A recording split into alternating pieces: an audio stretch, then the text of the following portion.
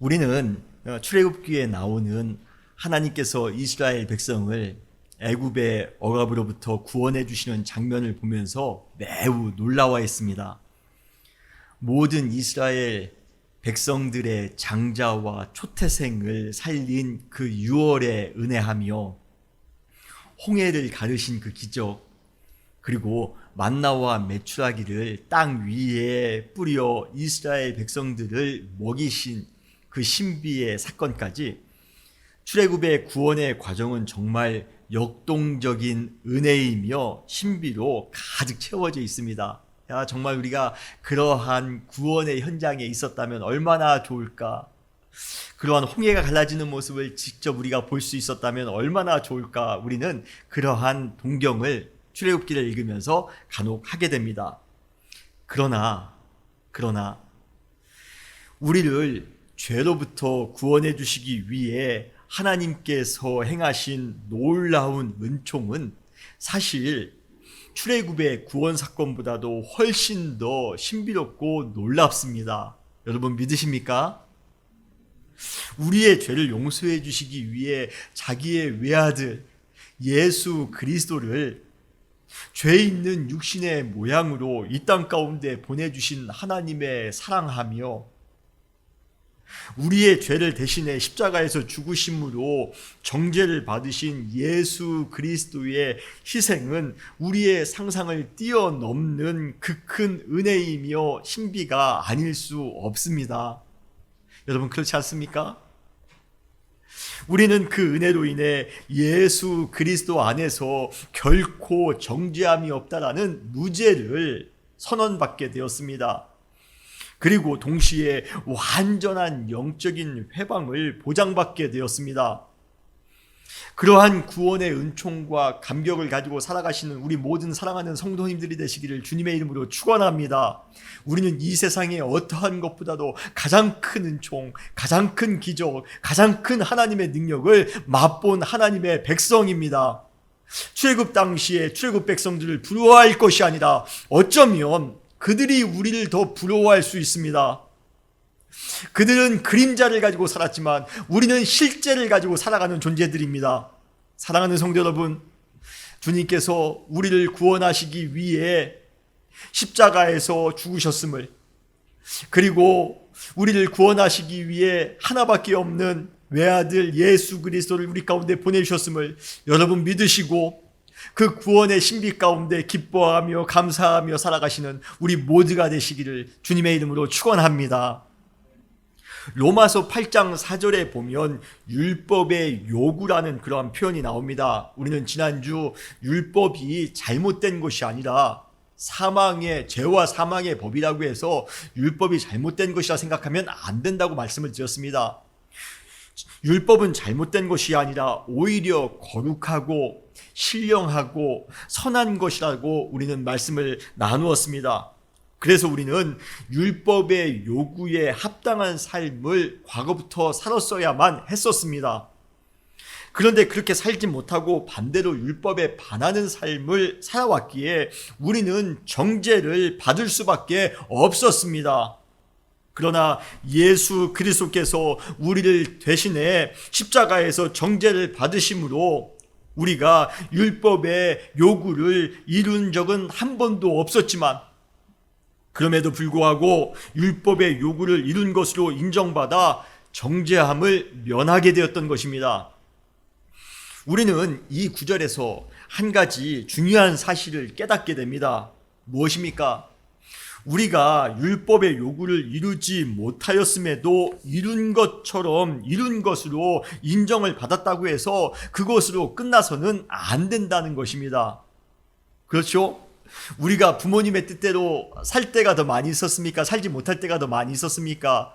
부모님의 뜻대로 살지 못할 때가 참 많이 있었습니다. 부모님이 공부하라고 할 때 공부하지 않았어요. 부모님께서 좋은 길로 가라고 할 때 그러지 못할 때가 참 많이 있었습니다. 부모님의 뜻대로 살지 못했음에도 불구하고 그래도 부모님은 우리를 자녀로 계속 인정해 주셨습니다. 그렇다고 해서 계속 부모님의 뜻대로 살지 않아서야 되겠습니까? 부모님의 은혜를 늦게라도 우리가 깨달았다면 그때부터라도 오히려 더 부모님의 뜻대로 살기 위해 노력하는 것이 자녀된 도리일 것입니다. 마찬가지로 우리가 율법의 요구대로 살지 못했음에도 불구하고 우리를 정죄하지 않으시고 하나님의 자녀로 인정해 주셨습니다. 그렇다면 우리는 더 하나님의 말씀대로 살아가야 되지 않을까요? 율법이 요구하는 대로 더 순종하며 살아가야 되지 않을까요? 그러므로 로마서 8장 4절에서 육신을 따르지 않고 그 영을 따라 행하는 우리에게 율법의 요구가 이루어지게 하려 하심이라 라는 말에는 두 가지의 의미가 포함되어져 있습니다. 먼저 우리가 율법의 요구를 이루지 못했지만 예수 그리스도의 은혜로 우리가 율법의 요구를 이룬 것처럼 인정을 받게 되었다는 것이에요. 그리고 더 나아가 두 번째는 무엇입니까? 우리가 율법의 요구를 이룬 것처럼 인정을 받았기에 이제부터는 더 열심히 율법의 요구를 이루며 살아가야 된다는 것입니다. 우리가 율법의 요구를 이룬 것처럼 인정을 받게 된 것은요, 우리가 잘했기 때문에 그런 것이 아닙니다. 우리가 능력이 있어서가 아닙니다. 우리에게 힘이 있어서가 아닙니다. 우리가 잘나서가 아니에요. 예수 그리스도의 희생적인 사랑과 전적인 은혜 때문인 줄 여러분 믿으시길 바랍니다.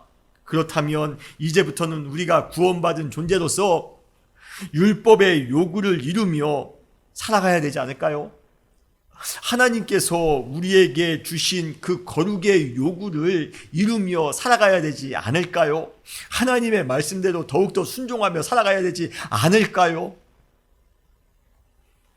그러기 위해 우리가 반드시 해야 될 것이 있습니다. 그것은 더 이상 육신을 따라 살지 말고 성령을 따라 살아야 된다는 것입니다. 그래서 로마서 8장 4절 말씀이 되는 것이에요. 육신을 따르지 않고 그 영을 따라 행하는 우리에게 율법의 요구가 이루어지게 하려 하심이라라고 말씀하십니다. 우리가 이제 율법의 요구를 더욱더 이루며 살아가기 위해 과거의 나의 모습 가운데 살아서는 안 된다는 것입니다. 영을 따라 살아가야 된다는 것입니다. 예수 그리스도의 은혜로 말미암아 새롭게 변화된 사람은 이제부터 성령을 따라 하나님의 뜻에 더욱더 순종하며 살아가게 될 것입니다. 그 내용이 바로 로마서 8장 5절부터 오늘 본문에부터 나오는 것입니다. 오늘 로마서 8장 5절에 보면 두 종류의 사람이 나오고 있습니다. 바로 육신을 따르는 사람과 영을 따르는 사람입니다. 우리 8장 5절 한번 보실까요? 육신을 따르는 자는 육신의 일을, 영을 따르는 자는 영의 일을 생각하나니 라고 말씀하고 있습니다. 그렇죠? 두 가지 종류의 사람이 나옵니다. 육신을 따르는 사람과 영을 따르는 사람입니다. 일반적으로 우리는 어떤 한 사람의 생각이 그 사람의 존재를 만들어 간다라고 알아왔습니다. 사실 딱히 틀리는 말도 아닙니다. 그렇죠? 부정적인 생각에 사로잡혀 살아가는 사람이 부정적인 사람으로 변해가는 것, 반대로 긍정적인 생각을 하며 살아가는 사람이 결국에는 긍정적인 사람이 된다는 것은 우리 시대의 매우 상식적인 말입니다. 그래서 우리는 올바른 생각이나 사고를 갖추기 위해 좋은 책을 읽기도 합니다. 그리고 좋은 강연을 듣기도 합니다. 좋은 교육을 받기도 합니다. 이 세상에 우리가 유튜브나 아니면 TV 프로그램에 보면 얼마나 좋은 강연이 많이 있습니까? 그리고 책을 찾아봐도 얼마나 좋은 책이 많이 있습니까? 그리고 사회적으로도 건전한 캠페인이나 계몽 운동을 통해 사회 구성원 모두가 올바른 사고를 갖추도록 형성하도록 노력하고 있습니다. 왜요? 올바른 생각을 가지고 있으면, 올바른 사고를 가지고 있으면 올바른 사람이 되고, 그리고 그로 인해 올바른 사회가 될 수 있다라는 그러한 생각 때문입니다. 그러나 인간의 생각이나 사고가 그 사람의 존재를 변화시킬 수 있다는 생각은 어쩌면 우리 인간들 스스로에 대한 과신이 아닐까 생각합니다. 여러분, 우리의 생각으로 우리를 바꿀 수 있습니까? 우리의 노력으로 우리가 바뀌어질 수 있다고 여러분 생각하십니까? 물론 간혹 인간은 자신의 생각으로 인해 약간의 정도 긍정적으로 변화될 수는 있습니다. 그러나 그마저도 매우 한시적일 때가 많이 있어요. 어떤 순간에만 변합니다. 그 변화가 영원하지 않습니다. 그리고 그 변화가 온전하지 않습니다. 조금 변화될 뿐입니다. 솔직히 인정하고 싶진 않지만 우리 인간은 자기 스스로의 능력으로 변화되기 참 어려운 존재입니다. 우리가 우리 생각으로 한번 변화돼 보려고 얼마나 노력을 많이 했습니까? 그런데 여러분, 여러분의 생각으로, 여러분의 사고로 여러분 변화되셨습니까? 온전히 변화되셨습니까? 인간은요, 참 변화되기 어려운 존재입니다. 우리에게 엄청난 아픔이 찾아와도 변화되기가 어려워요. 우리에게 큰 환경이 찾아와도 환경으로 잘 변화되지 않는 것이 우리 인간입니다. 그런 점에서 로마서 오늘 8장 5절에 나오는 인간에 대한 이해가 어쩌면 좀 더 솔직한 것이 아닐까 싶습니다. 로마서 8장 5절은 생각이 인간의 존재를 만드는 것이 아니라, 올바른 생각을 가지고 있다고 해서 인간이 변화되는 것이 아니라, 그러한 존재이기에 그러한 생각이 나온다는 것을 강조하고 있습니다. 다시 말해, 육신의 일을 생각하기에 육신을 따르는 사람이 되고 영의 일을 생각하기에 영을 따르는 사람이 되는 것이 아니라는 것이에요. 오늘 본문에 보면 육신을 따르는 자이기에 육신의 일을 생각한다라고 말씀하고 있습니다. 영을 따르는 자이기에 영의 일을 생각한다라고 말씀하고 있습니다. 사고가 먼저가 아니라, 생각이 먼저가 아니라 우리의 존재가 먼저라는 것이에요. 어떤 철학자가 이야기했죠. 나는 생각한다, 고로 나는 존재한다. 그렇지만 기독교는 반대입니다. 우리는 존재하기 때문에 그 존재에 맞게 생각한다는 것이에요. 그래서 기독교에서는 우리의 생각이나 사고를 통해 자기를 바꿀 수 있다라고 생각하는 것만큼 우리 인간의 존재를 긍정적으로 생각하고 있지 않습니다. 그래서 기독교에서는 인간에 대한 가장 중요한 질문, 우리가 해야 될 가장 중요한 질문이 무엇입니까? 지금 내가 무엇을 생각하고 있느냐가 아니라 과연 지금 나는 어떠한 존재인가 하는 것입니다. 과연 나는 육신을 따르는 존재인가? 나는 지금 영을 따르는 존재인가 하는 것이에요. 그러기에 지금 우리에게 가장 시급한 것은 무엇입니까? 교육이나 계몽을 통해 올바른 생각이나 올바른 사고를 함양하는 것이 아닙니다. 우리에게 가장 중요한 것, 가장 시급한 것은 우리가 어떠한 존재로 궁극적으로 변화되는가가 중요합니다. 여러분 믿으십니까? 우리의 존재가 온전히 변화될 때 우리는 그 존재에 맞는 생각을 하며 살아갈 수 있기 때문에 그렇습니다. 여러분 어떠한 존재입니까? 그래서 어떠한 생각을 하며 살아가십니까? 우리는 지금 새로운 출발선에 서 있습니다. New beginning.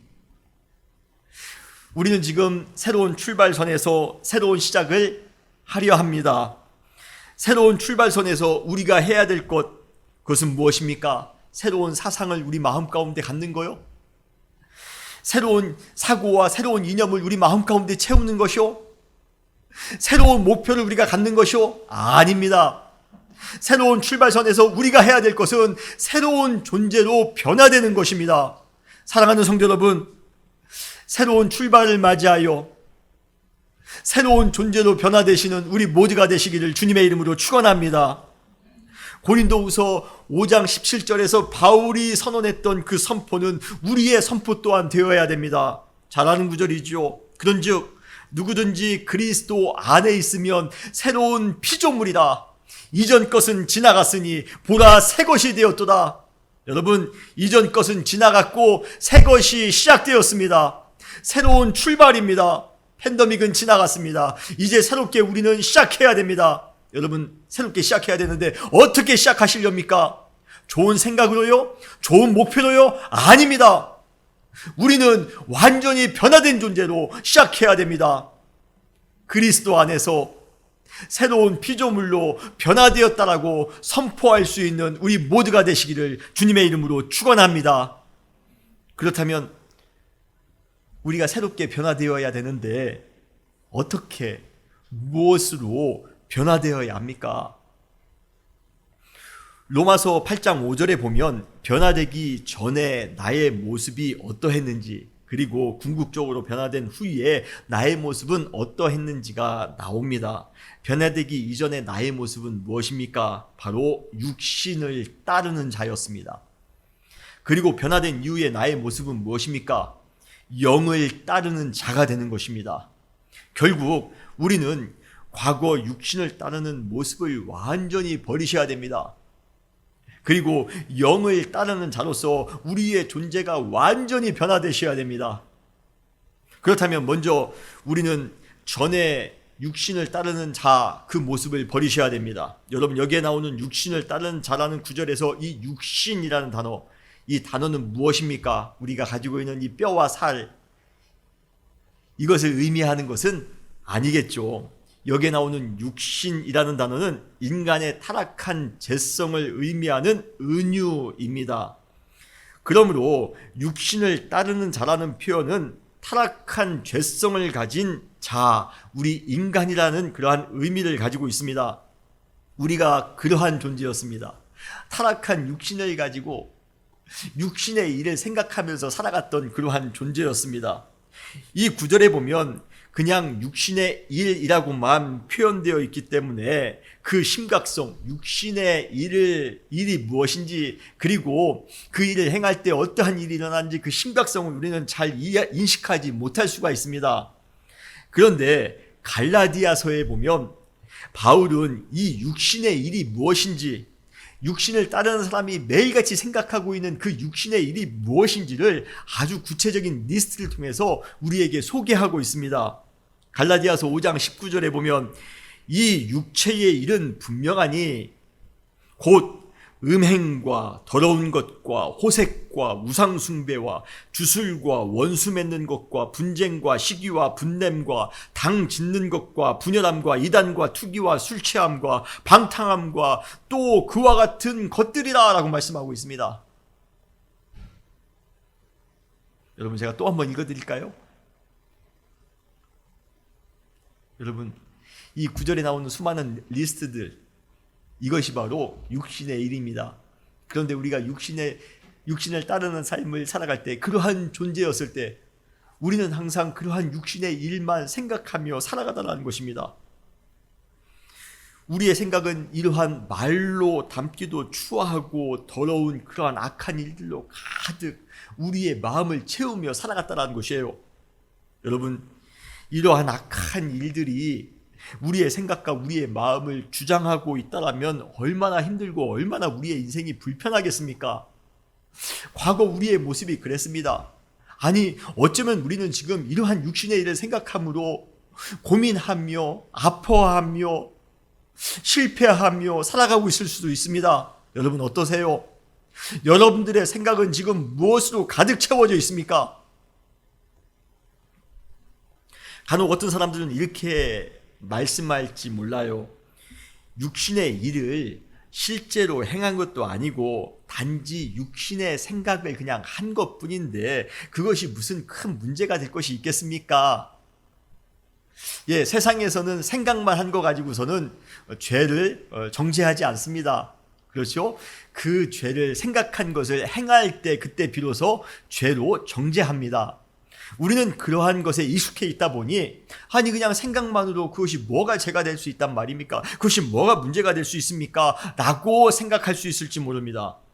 그러나 그것은 죄에 대한 매우 안이한 생각입니다. 우리가 생각하고 있는 죄는 실제로 행해질 가능성이 매우 높다는 것입니다. 여러분 안에 있는 그러한 육체의 생각들, 그것은 반드시 실행될 수 있는 가능성이 매우 높습니다. 그리고 설사 아직 행해지지 않은 생각의 죄라 할지라도 그 육신의 일들이 그냥 우리 마음 가운데, 우리의 생각 가운데만 머물고 있다 할지라도 여러분, 하나님은 어떠한 하나님이십니까? 우리의 행동만 보시는 하나님이 아니십니다. 우리의 마음을 보시는 하나님이십니다. 우리의 중심을 보시는 하나님이십니다. 중심을 보시는 하나님의 입장에서는요, 그러한 모든 것들이 다 똑같이 죄인 것입니다. 그러기에 로마서 8장 7절에 보면 이러한 말씀이 나옵니다. 육신의 생각은 하나님과 원수가 되나니 이는 하나님의 법에 굴복하지 아니할 뿐 아니라 할 수도 없습니다. 이 구절에 보면 육신의 일을 행한다라고 말씀하고 있지 않습니다. 그것을 생각하는 것 그 자체만으로도 하나님과 원수가 된다라고 말씀하고 있습니다. 육신의 생각은 육신의 일을 행하는 것이 아닙니다. 육신의 생각은 하나님과 원수가 되나니 우리의 마음 가운데 품고 있는 그 잘못된 생각들이 다 하나님과 원수가 된답니다. 그리고 그 육신의 생각이 가지고 있는 아주 저돌적인 추진력이 있습니다. 우리가 가지고 있는 육신의 생각이요, 얼마나 추진력이 강한지 모릅니다. 그것이 하나님의 법에 굴복하지도 않으며 굴복할 수도 없다라고 오늘 말씀하고 있습니다. 이 말의 뜻은 무엇입니까? 반드시 육신의 생각은 하나님의 법에 대항해 언젠가는 반드시 실행되고야 말 것이라는 의미입니다. 그러고 보니 우리 인간은 항상 생각한 것을 실행하고야 마는 아주 고집스러운 습성을 가지고 있습니다. 여러분, 나는 그냥 생각만 하는 것이니까 괜찮겠지. 여러분, 그렇게 안이하게 생각하지 마시기 바랍니다. 우리가 생각한 것은요, 언젠가 반드시 우리의 삶 가운데 실현될 수 있습니다. 우리가 육신을 따라 행하는, 그러한 육신을 따라 사는 사람이라고 할 때 우리의 생각은 육신의 일을 생각하게 되어 있습니다. 그리고 그 생각은 반드시 실행될 것입니다. 그리고 그 실행된 것을 통해서 우리가 육신의 사람이라는 것이 증명된다는 것입니다. 여러분, 혹시 그러한 삶을 살아가고 있지 않습니까? 그렇기 때문에 육신을 따르는 자가 육신의 생각을 가지고 살아감으로써 닥치게 될 결과는요, 너무도 비극적입니다. 그 결과가 오늘 본문 로마서 8장 6절에 나옵니다. 아주 간단해요. 로마서 8장 6절, 육신의 생각은 사망이요. 육신의 일을 생각하는 것 그 자체로 사망이랍니다. 생명을 가지고 살아가는 우리로서 이 사망이라는 단어가 영 불편한 단어가 아닐 수 없습니다. 이 구절에 나오는 사망이라는 단어는요, 1차적으로 우리의 육신적인 죽음을 의미합니다. 우리는 죄로 인해 언젠가는 죽게 될 것입니다. 더 나아가 이 사망은 영원한 죽음을 의미하기도 합니다. 하나님 앞에서 우리는 이 죄로 말미암아, 이 육신의 생각으로 말미암아 영원한 사망의 심판을 받게 될 것입니다. 정말 무섭죠? 그러나 이 사망이 우리에게 더 끔찍한 이유가 있습니다. 그것은 이 사망이 현재를 살아가고 있는 우리의 삶 가운데에도 큰 영향을 주기 때문에 그렇습니다. 즉, 살아있으나 죽은 것 같은 삶을 살아가게 된다는 것이에요. 매일 숨을 쉬면서 살아가긴 합니다. 어느 경우 재산을 좀 모으기도 합니다. 자녀가 좀 잘 되기도 합니다. 승진을 하면서 남부럽지 않게 살기도 합니다. 좋은 집을 장만했습니다. 그런데도요, 그 사람의 그 마음속을 자세히 들여다보니 마치 죽은 사람처럼 전혀 생동감이 없다는 것이에요. 삶의 의미가 하나도 없습니다. 무의미한 삶을 살아가더라는 것입니다. 매일같이 무기력합니다. 매일같이 곤고한 삶을 살아갑니다. 영적으로 뇌사 상태에 빠져 있다는 것이에요. 숨은 쉬고 있지만 머리는 멈춰 있습니다. 이것이 바로 육신을 따르는 자가 육신의 일을 생각하면서 살 때 그 사람에게 닥칠 사망의 심판인 것이에요. 여러분, 얼마나 무섭습니까? 우리가 지금 살아가는데요, 사는 게 사는 것이 아니랍니다. 죽은 것처럼 아무런 의미 없이, 아무런 생동감 없이 살아가는 것, 이것이 무슨 삶입니까? 그런데 우리가 언제 그러한 삶을 살아갑니까? 바로 육신을 따르는 존재가 되어 육신의 일을 생각하면서 살아갈 때 그러한 결과가 우리 가운데 찾아온다는 것입니다. 우리 사랑하는 성도님들은 제발 이러한 영적인 사망 가운데 살아가는 것이 아니라 진정한 생명 가운데 살아가는 우리 모든 성도님들이 되시기를 주님의 이름으로 축원합니다. 사망의 비극에서 우리는 벗어나야 됩니다. 우리가 새로운 출발을 하기를 원하십니까? New beginning? 여러분, 그렇다면 여러분의 존재를 바꾸시기를 바랍니다. 어떠한 존재로 바꾸셔야 됩니까? 전에는 육신을 따르는 사람이었다면 이제부터는 영을 따르는 사람으로 변화되셔야 됩니다. 여러분, 이제부터는 영을 따르는 사람으로 변화되셔야 됩니다. 로마서 8장 5절에 나오는 영을 따르는 자에서 이 영은 성령을 의미합니다. 그러므로 영을 따르는 자는 바로 성령께서 주도하는, 성령님께서 인도하는 그러한 사람입니다. 다른 말로 하면 성령 충만한 사람이라고도 할 수 있습니다. 여기서 우리는 한 가지 중요한 사실을 깨닫게 됩니다. 뭐죠? 영을 따르는 자는 자기 자신의 노력으로 되는 것이 아니라 성령님께서 함께 하셔야지만이 될 수 있다라는 것입니다. 우리는 영을 따르는 자가 되기 위해 철저하게 우리 자신을 낮추셔야 됩니다. 자기의 모든 인간적인 것들, 우리 안에 있는 모든 인간적인 것들을 다 우리는 내려놓으셔야 됩니다. 성령님께서 우리 안에서 자유롭게 활동하실 수 있도록 철저하게 우리 안에 있는 인간적인 것들을 다 비우셔야 됩니다. 그때 비로소 우리는 성령 충만한 삶을 살아갈 수가 있습니다. 성령의 인도함을 받는, 성령님께서 주관하는 그러한 삶을 살아갈 수 있는 것입니다. 이렇게 우리가 성령으로 충만한 사람이 되어 매 순간 성령의 일을 생각하면서 살아간다면 얼마나 행복할까요? 여기에 보면 영을 따르는 자는 영의 일을 생각한다라고 말씀하고 있습니다. 그렇다면 여기에 나오는 영의 일은 무엇입니까? 아까 육신의 일이 갈라디아서 5장에 나왔던 것처럼 이 영의 일도 바로 갈라디아서 5장에 나오고 있습니다. 우리가 아주 잘 아는 구절이에요. 갈라디아서 5장 22절로 23절에 보면 그 영의 일이 무엇인지 우리에게 리스트로 말씀해 주고 있습니다. 성령의 열매는, 아까는 육신의 일, 육체의 일이라고 했는데 이번에는 성령의 열매는 사랑과 희락과 화평과 오래 참음과 자비와 양선과 충성과 온유와 절제니 이 같은 것을 금지할 법이 없느니라. 할렐루야. 더 이상 설명할 필요가 없는 아주 유명한 구절입니다. 성령으로 충만한 사람은 그의 생각 속에 항상 이러한 성령의 열매로 가득 채워진 삶을 살아간다는 것이에요. 여러분, 아까 나왔던 육신의 일과 얼마나 대조적입니까? 우리가 이러한 성령의 열매를 우리 마음 가운데 우리의 생각으로 가득 채우며 살아갈 때 우리의 삶 속에서 이러한 성령의 열매가 맺어지게 된다는 것입니다. 매일같이 이러한 성령의 열매를 생각하며 이러한 성령의 열매를 맺으며 살아갈 수 있다면 우리의 인생은 얼마나 행복할까요? 사랑하는 성도 여러분, 영을 따르는 그러한 하나님의 백성들이 되시기를 주님의 이름으로 축원합니다. 우리가 그러한 존재가 되는 순간 우리의 생각은 완전히 바뀝니다. 그때부터 우리는 영의 일을 생각하게 됩니다. 성령의 열매를 생각하며 살아가게 됩니다.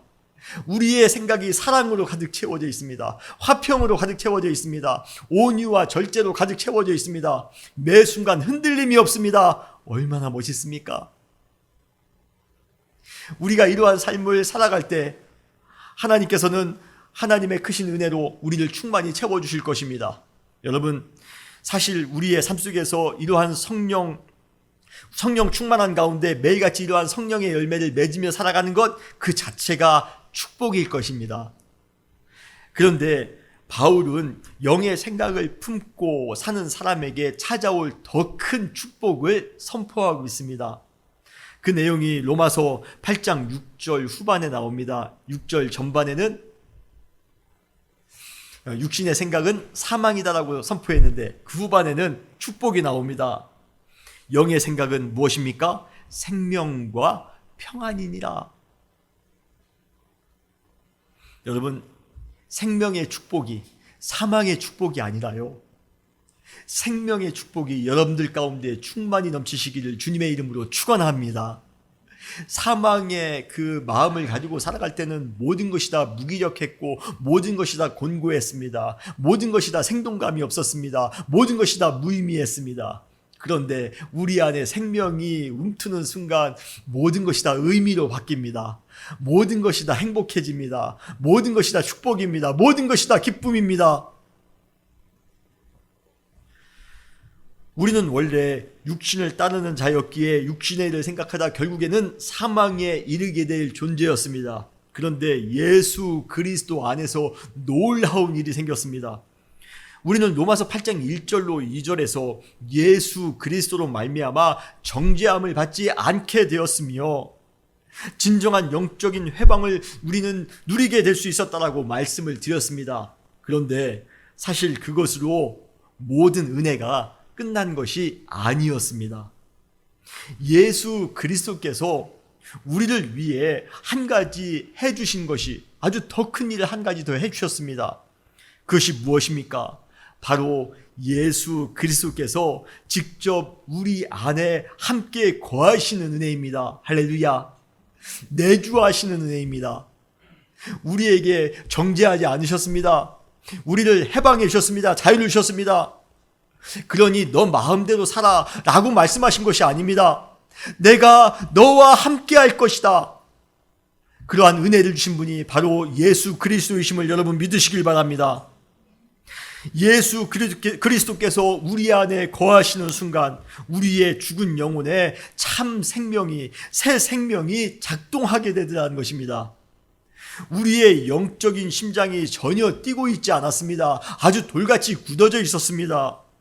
그런데 생명 되신 예수님께서 우리 안에 내주하시는 순간, 우리 안에 함께 거하시는 순간 우리의 돌같은 심장이 뛰기 시작하더라는 것이에요. 새로운 생명이 시작되었다는 것입니다.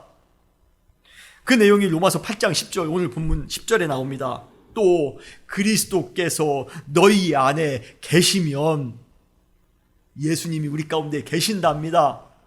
그러면 몸은 죄로 말미암아 죽은 것이나 영은 의로 말미암아 살아있는 것이라. 여기에 살아있는 것이라고 번역해놨는데 원래 원어에 보면 생명이라는 그러한 뜻을 가지고 있습니다. 예수 그리스도께서 우리 가운데 계시는 순간 우리 안에 생명이 움트더라는 것이에요. 동시에 우리 안에 또 거하시는 분이 계십니다. 그분이 누구십니까? 바로 성령입니다. 여러분, 성령님 역시 생명의 영입니다. 성령님께서 우리 가운데 거하시는 순간 생명의 은총을 우리는 또 한 번 경험하게 될 것입니다. 그 내용이 오늘 본문 로마서 8장 11절에 나옵니다. 예수를 죽은 자 가운데서 살리신 이 누구입니까? 하나님입니다. 그 이의 영, 바로 하나님의 영을 말합니다. 그 하나님의 영이 너희 안에 거하시면, 성령님이 거하시면 그리스도 예수를 죽은 자 가운데서 살리신 이 누구입니까? 하나님이시죠. 이 하나님이 너희 안에 거하시는 그의 영으로 말미암아 너희 죽을 몸도 살리시리라. 할렐루야. 성령님께서 우리 가운데 함께 하시는 순간 우리의 영혼이 살아난답니다. 생명이 우리 가운데 넘친다라고 말씀하고 계십니다. 여러분, 구원의 목적이 무엇입니까? 우리의 죄를 정죄하지 않으시고 용서해 주시는 것, 그것이 구원의 목적일 수 있습니다. 우리를 죄와 사망의 그 올무로부터 해방시켜 주시는 것, 자유를 주시는 것, 그것도 구원의 목적일 수 있습니다. 그러나 그보다 더 핵심적인 구원의 목적이 있습니다. 하나님께서 우리를 구원해 주신 그 핵심적인 구원의 목적, 그것이 무엇입니까? 바로 우리에게 생명을 주시는 것입니다. 새 생명으로 거듭나게 해주시는 것입니다. 로마서 오늘 본문 8장 10절로 11절의 특징은 무엇입니까? 삼위일체의 하나님이 그 구절 안에 다 등장하고 계시다는 것입니다. 그리고 더 나아가 이 삼위일체의 하나님께서 한 가지로 관심을 가지고 계신 것이 무엇이 있습니까? 바로 우리를 살리는 것입니다. 우리에게 새 생명을 주시는 것입니다. 새 생명을 주신다는 것은 이제 전과는 완전히 다른 존재로, 다른 생명을 가지고 있는 존재로 살아가야 된다는 것을 의미하는 것입니다. 변화되라는 것입니다. 이제 육신을 따라 육신의 일을 생각함으로 사망에 이르는 비참한 삶이 아니라 영을 따라 영의 일을 생각함으로 생명의 기쁨 가운데 축복의 삶을 살기를 하나님은 바라셨다는 것입니다. 여러분, 이것이 진정한 구원의 목적입니다. 하나님께서 우리에게 새 생명을 주실 것입니다. 그 새 생명이 우리 가운데 넘치는 순간 우리는 새로운 존재가 될 것입니다. 영을 따르는 존재가 될 것입니다.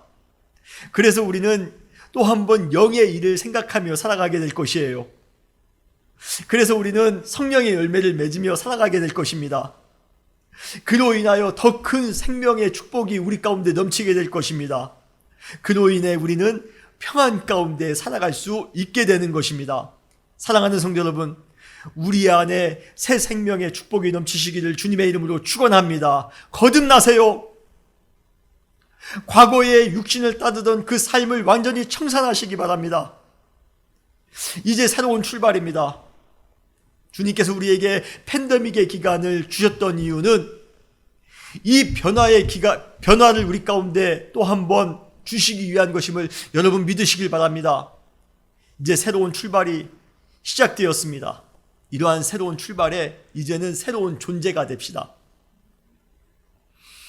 주님께서 우리가 새로운 존재가 될 수 있도록 하기 위해서 외아들을 우리 가운데 보내주신 것이에요.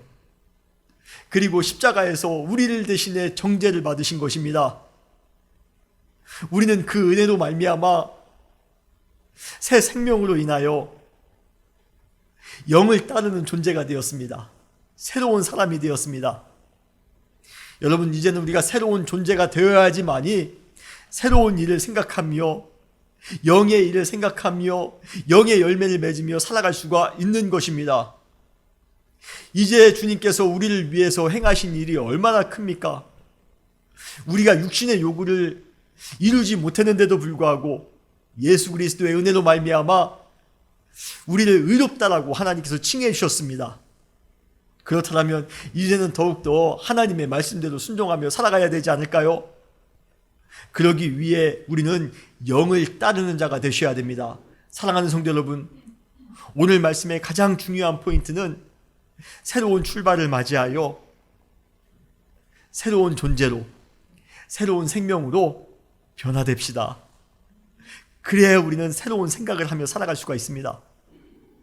그래야 우리의 삶이 완전히 바뀌어질 수가 있는 것입니다. 과거의 생각과 과거의 행동 가운데 머무르지 마시고 이제는 새로운 출발입니다. 새로운 지평을 우리 교회는 살아가야 됩니다. 팬데믹 이후에 우리 가운데 임한 이러한 새로운 삶을 살아갈 때 새로운 존재로서, 영을 따르는 존재로서 영의 일을 생각하며 살아가시는 우리 모든 사랑하는 성도님들이 되시기를 주님의 이름으로 축원합니다. 다시 기도하시겠습니다.